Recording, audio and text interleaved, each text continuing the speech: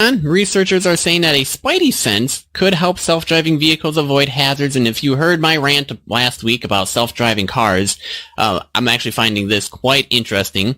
Researchers want to give cars, planes, and drones Spidey-Senses. That is, they want to give autonomous machines sensors that mimic nature. In a paper published in ACS Nano, a team of researchers from Purdue and Singapore and Zurich proposed an integrated spider-inspired sensors into the exterior of autonomous machines. Doing so, they say, will allow vehicles to selectively process data faster than currently possible.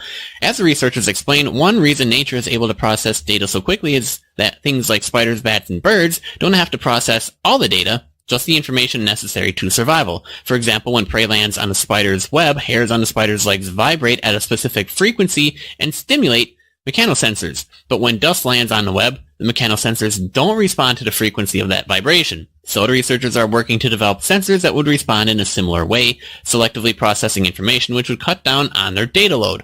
Now the sensors could go one step further. According to Purdue, the sensors on spiders' legs are able to switch between sensing and responding to stimuli, or between acting as mechanosensors or mechanoreceptors. Now there's no distinction between hardware and software in nature. It's all interconnected, said Andres Rita, an assistant professor of mechanical engineering at Purdue. A sensor is meant to interpret data as well as collect and filter it.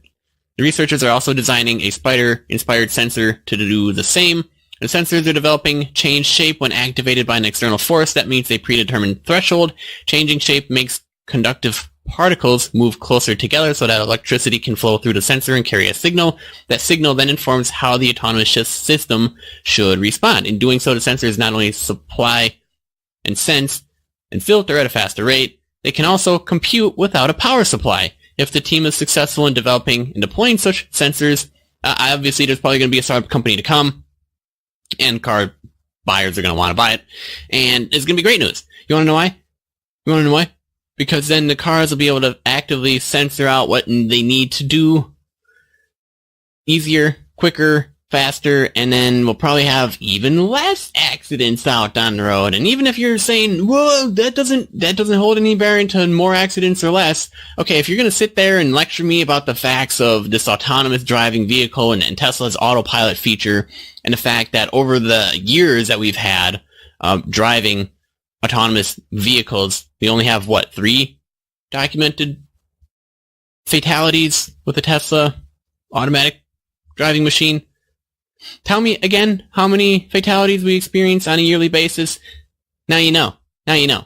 User driver error, more often than not, guarantees more accidents. More often than not, guarantees more fatalities. More often than not.